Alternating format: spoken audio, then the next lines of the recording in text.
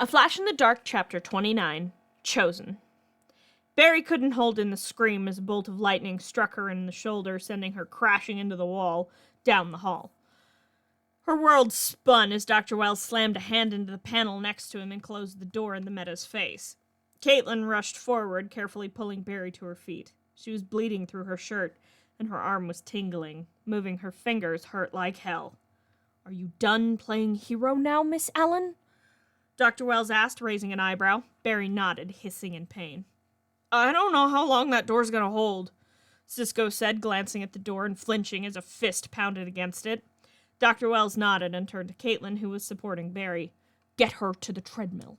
Cisco, get the backup generator online." "I'll go with you to assist," Wells demanded. Cisco nodded and raced off down the hall, followed by Dr. Wells. Caitlin grumbled, but helped Barry limp towards the cortex. Barry and Caitlin held their breaths as Farouk inched closer to the side room where they kept the treadmill. Barry tapped Caitlin on the shoulder and pointed to a closet nearby. Caitlin nodded, and the two women crawled forward and carefully slipped into the closet. Barry stayed in front of Caitlin as the door opened and slow footsteps came into the room. "Did you know the human body generates electricity? The average person gives off 342 watts.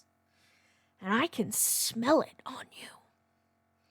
The Meta hissed. Barry pushed Caitlin further behind her as through the vent in the door, Barry saw Farouk raise his hands. But before he could strike, the lights in the cortex flickered back to life. Farouk turned and left. As soon as he was out of earshot, Barry slipped out of the closet, cradling her arm, which was still bleeding. Her fingers were going numb, but that wasn't important right now. She stepped up onto the treadmill as Caitlin rushed over to the override switch on the wall. She hesitated. "Caitlin, we don't have time. I need my speed back now if any of us are getting out of this," Barry insisted. Caitlin turned back to Barry, tears in her eyes. "I can't. I've already lost someone I care about in this building. Don't make me do it again," she sobbed. Barry stepped off the treadmill and hugged her friend. "A friend of mine once said that lightning bolt didn't strike me, it chose me.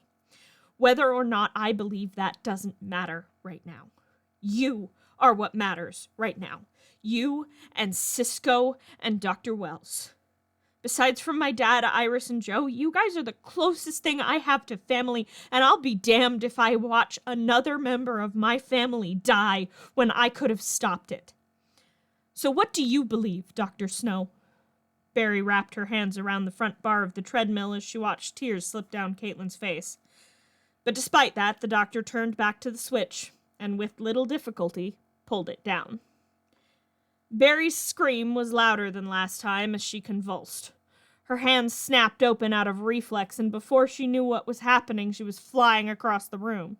Her back slammed into the wall, and she almost blacked out. She blinked. Caitlin was in front of her, looking worried. Barry glanced down at her hand and tried to vibrate it. It seemed to work for a moment, but then she was back to normal human speeds. She swore. As Caitlin looked relieved. "It didn't work." There was a crash from just outside the cortex. "What was that?" Barry asked as Caitlin pulled her to her feet, and they stumbled out together of the cortex. Out of the cortex. There was a crash ahead of them, and Barry shoved Caitlin into one of the unused offices before ducking in after her. She slapped a hand over the doctor's mouth as something crashed into the wall opposite the door where they were hiding. Barry risked a peek out of the door and gasped before rushing out of the disused office. Caitlin found her cradling Tony Woodward's head in her lap. "Tony, what the hell are you doing here?" Barry demanded. He laughed and coughed, blood spilling out from between his lips. "You know me, Allen. Never could resist a fight," he joked. Caitlin knelt to check his vitals, but he shook her off, looking up at Barry instead. "Barry, you need to run. It's not safe." He coughed again. This time, blood splattered out of his mouth onto Barry's blouse. A few drops hit her face, but she didn't seem to notice. "You're gonna be okay, Tony. We're gonna get you help," Barry assured. He shook his head. "Run." He coughed one last time before he went limp. Barry shook her head as Caitlin checked his pulse. She shook her head She shook her head at Barry, and they both jumped as footsteps rounded the corner. Caitlin grabbed Barry, who looked about ready to take Farouk on without her powers as he came around the corner, hands glowing and sparking with electricity. There were tears streaking down Barry's face as they raced down the hall, making it to the main control switches. Cisco was there. He caught one look at Barry and frowned, looking scared. "You're not healing. That's not good," Cisco pointed out. Caitlin set about getting a sample from Barry to see what was going on. Barry buried her head in her hands. "I can't believe he's dead," she gasped. Cisco stiffened. "Dr. Wells?" Cisco gasped. Barry shook her head. "No, Tony Woodward. He must have escaped when the power went out," Barry explained, wiping away her tears, wincing as she accidentally smeared Tony's blood across her face. Cisco's frown deepened and he shook his head. "That's not possible. There are about 20 redundancies built into the pipeline to keep them from escaping, even if the power goes out," Cisco said, shaking his head. Dr. Wells wheeled into the room. "I let him out," he admitted. Barry stared. "Why?" she demanded. Dr. Wells wheeled closer to the group. "To divert our intruder's attention while we work to restore your speed," Dr. Wells reasoned. Barry stared at the older man's words. "You used him as a distraction?" Barry said, her tone full of disbelief. Dr. Wells nodded. "An unnecessary one, as it turns out.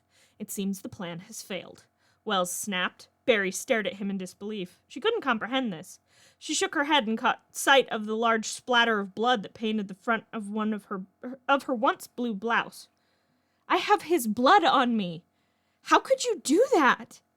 Barry asked, shaking her head. Dr. Wells leaned his head to the side, almost curiously. "You're showing a lot of sentiment for a man who tortured you as a child," Wells pointed out. Barry shook her head. "Tony might have been a bully then and now, but he didn't deserve to die," she shouted. "Does Caitlin? Or Cisco? Or me? Or you? I had a choice to make, him or us, and I made it without a second thought." Dr. Wells leaned forward in his chair. Barry shook her head again, looking disgusted. "All your talk about miracle cures and scientific breakthroughs, you don't care about people at all," Barry snapped back. "Maybe you care too much, Barry. I know being a hero is important to you, and I respect your ideals. I just don't have the luxury of sharing them."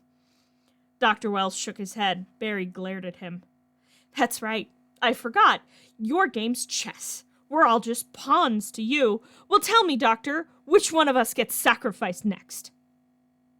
In that moment, Wells spotted a shadow of what Barry would become in her eyes. That fierce speedster with lightning in her veins and the wind at her heels was in there, after all. He'd begun to doubt it when he first got to know her. She was more of a puppy dog than the tigress he'd known on the battlefield. But there in her eyes crackled the lightning every threat to Earth would someday fear. It took almost all his self-control not to smile. There was a tense silence before the crackle of distant lightning reached their ears.